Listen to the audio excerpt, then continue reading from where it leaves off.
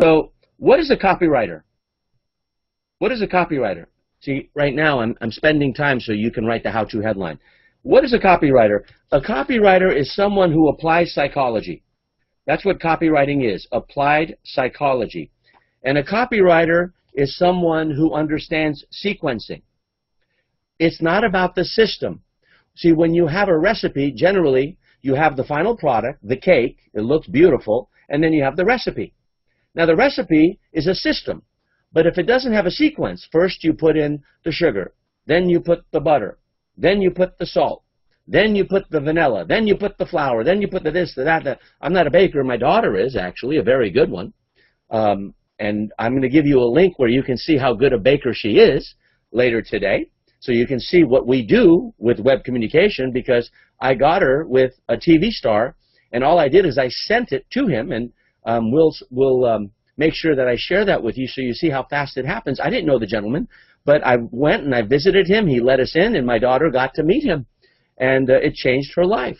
So Sandra, remind me of that when we're ready. But the bottom line is it's all about sequencing. It's not the system that's the solution. It's the sequence that's the solution. So what is a copywriter? A copywriter is someone who applies psychology. It's not a novelist. Okay?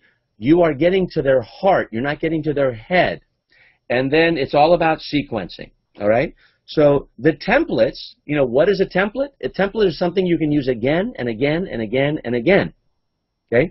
You have templates of headlines that you can use. 27 of them that are there, again and again. Why is a template important? Because it saves you time and money. And how does a template work? You just model it. That's the what, why, how of a template. There are templates for subject lines, which you have in Web Communication Secrets. Templates for frequently asked questions, which you have. Now, my template for FAQs, that's the first thing I start with.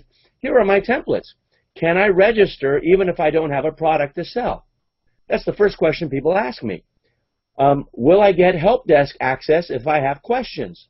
How soon will I get access to the course material so I can start getting my return on investment? Okay, these are questions that are part of a template.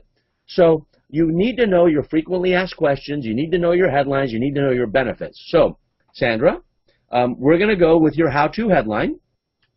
Tell me your how-to headline, and this is for single moms. What's your how-to headline? Go for it. Unmute yourself. I put 3 on the chat. I thought you were going to improve one of those 3 for me. Okay, well, why don't you read them for me? Okay. Number 1 is how to be a working single mom. Okay, so here's the thing that Sandra did. She wrote how to be a working single mom. Now, mum in the U.S. is a champagne. Mum in Australia is a mom. So universally, it should be mom, M-O-M. Mum will only be for Australia, which is a much smaller market. There's more people in California, in the state I live in, than in all of Australia. So the first thing we want to change is the word mum to mom. Now, if you take mom, right, let me show you mom. There's nothing more powerful than a mom. Okay? Mom. What happens when you take mom and you look at it upside down? It's wow. Okay? That's why I believe we should use mom. But if you take mum and you turn it upside down, you get now. Okay? So I prefer wow, because you shouldn't look at problems upside down, which is mom, versus now, which is mum. So the first thing we want to change is mom. Now, that's so Sandra now becomes an observer and a receiver. She's a very good sender, but that's just for Australia. You have to broaden your thinking. So how to be a working single mom. There's no benefit there. Okay, that's a feature. How to juggle work and kids as a single mom. That's better because juggling is a problem. With kids, now we know what kind of mom, right?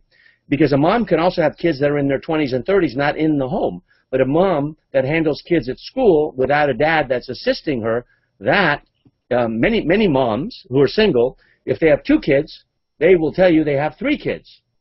the single dad, who's the divorced dad, and then the 2 kids. We all know that. Now, if you ask a father, they'll say, I have 2 kids. If you ask the mom, they say, I have 3 kids. If you're a single mom, I'm sure you know it's true. And my then wife, I'm going through my own divorce and transition, she would probably say that she had 3 children. I've recently grown up. So we have 2 children, right? But when we were married, then she had 3 children. And that's one thing that a single mom can always laugh with other single moms, that the spouse was my 3rd child. But the dad will never say that, right? The dad won't have that humor because moms and dads think differently. And then number 3 is how to earn money as a single mom, okay? Now, let's put all 3 of those in the chat. How to be a working single mom, how to juggle work and kids as a single mom, how to earn money as a single mom. Let's put that in the chat, and when you're ready, tell me you're ready, and then we're going to improve it one by one. I'm going to coach you live. Are you ready? Yeah, all 3 are in the chat. All right, so all 3 of those are great headlines, and if you put them together, it would be how to become a working single mom, juggling work and kids, and earning money at the same time. How? Not to be. Become. Become is a process. Be is an end destination. How to become a working single mom, juggling your work and kids and earning money at the same time. That is putting all 3 together, and that will get you a lot of attention. Now, all I did is I took what Sandra told me. I didn't change anything. I just took what she gave me, and because of my experience, I just made it more powerful. Now, Sandra, what do you think of that? Do you think that's a better headline? Yeah, I love it. It's wonderful. Okay. And do you think that you could actually build a business on that, because do you have any experience there? Yes. Yeah. Sure. You do. Okay, so I want you to type in that headline. So you gave me 3 of them. I just improved it in real time, and everyone else can do the same thing. Now, if someone has some how-to headlines, I can do some coaching live a little later on. So that's the reward you'll get. So I'm going to continue. So next, I want to go into one of my favorite sayings, which I look at every single day, and that is this. Life isn't about waiting for the storm to pass. Many of you are in a storm right now. It's about learning to dance in the rain. Vivian Green. Leave it to a woman to write that. Life isn't about waiting for the storm to pass. Why wait for the storm to pass? Dance in the rain. Because guess what's going to happen? The next storm is going to come. Not if, but when.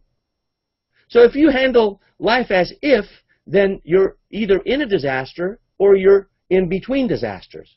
But if you think of life as when, then you know that disasters are going to happen, and they no longer become suffering. They become problems, and pain is inevitable. Suffering isn't optional. So you know that you'll have pain, and if you just undo the layers of pain, inside there's joy. Now, that's a spiritual concept, and many spiritual traditions believe in that. Joy is not something out there. Joy is something in here. This is my belief. And suffering is just removing the layers of pain. Suffering is cumulative pain. Now, if you don't remove the pain one by one sequentially, then you stay in multiple pain. That's called suffering. And the Buddhists say, in fact, Buddha woke up and said 3 words, life is suffering. And that has many, many meanings.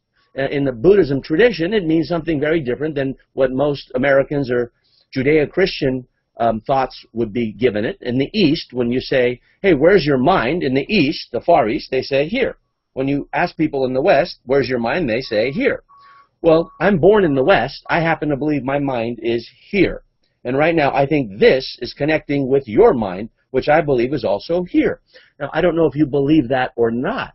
Don't believe a word I say. You've heard me say that again and again. But what I'm doing is I'm sharing my mind with you so that you at least know where I stand so you can agree or disagree with me. All right.